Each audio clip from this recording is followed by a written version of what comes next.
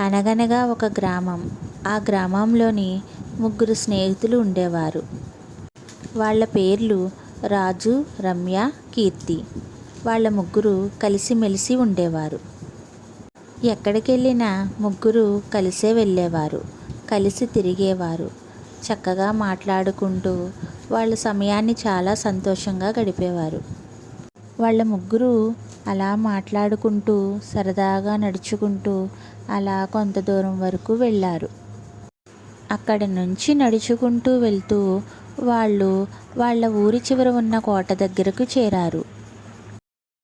వాళ్ళు ఇంటికి బయలుదేరుతుండగా వాళ్ళకి ఒక పొట్టి దెయ్యం కనబడింది ఆ కోట దగ్గర.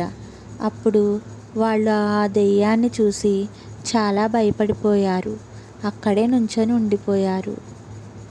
అప్పుడు ఆ దెయ్యం వాళ్ళతో ఇలా మాట్లాడుతుంది. పిల్లలు, భయపడకండి, నేను మిమ్మల్ని ఏమీ చెయ్యను. నేను ఇక్కడే తిరుగుతూ ఉంటాను. రోజు రాత్రులు ఇదే నా ఇల్లు. ఇక్కడే నేను జీవిస్తూ ఉంటాను. మీరు ఈరోజు ఇక్కడికి దేనికి వచ్చారు అని వాళ్ళని ప్రశ్నించింది దెయ్యం.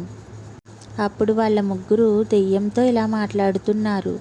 మేము అనుకోకుండా నడుచుకుంటూ సరదాగా ఇటువైపు వచ్చేసాం.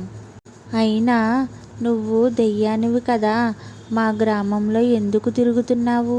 నిన్నిలా చూసారంటే మా గ్రామంలో ఉన్న ప్రజలు కూడా మాకులాగే భయపడి పారిపోతారు.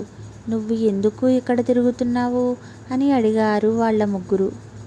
పిల్లలు, నేను మీరు అనుకున్నట్టు చెడ్డ దెయ్యాన్ని ఏమీ కాదు. నేనెవ్వరినీ ఏమీ చెయ్యను. నేను ఇక్కడ ఒంటరిగానే ఉంటున్నాను. కానీ ఎప్పుడూ ఎవ్వరికీ ఎటువంటి హాని చేయలేదు. దయచేసి నన్ను నమ్మండి. నన్ను మీతో కలిసి ఉండనివ్వండి అంటూ దెయ్యం వాళ్ళని బ్రతిమాలుకుంది. అప్పుడు వాళ్ళు దానొంక అలా చూశారు. అయితే నువ్వు మంచి దయ్యానివే అయితే మమ్మల్ని భయపెట్టకుండా ఇక్కడి నుంచి వెళ్ళిపో అని అంటున్నారు ఆ ముగ్గురు స్నేహితులు.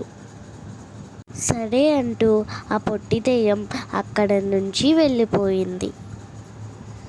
మరుసటి రోజు ఉదయం మళ్ళీ పిల్లల దగ్గరకు దెయ్యం వచ్చింది.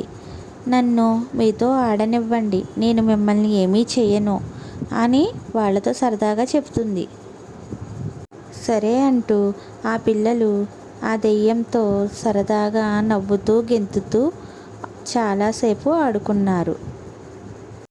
ఆ తర్వాత ఎవరి దారిన వారు వెళ్ళిపోయారు.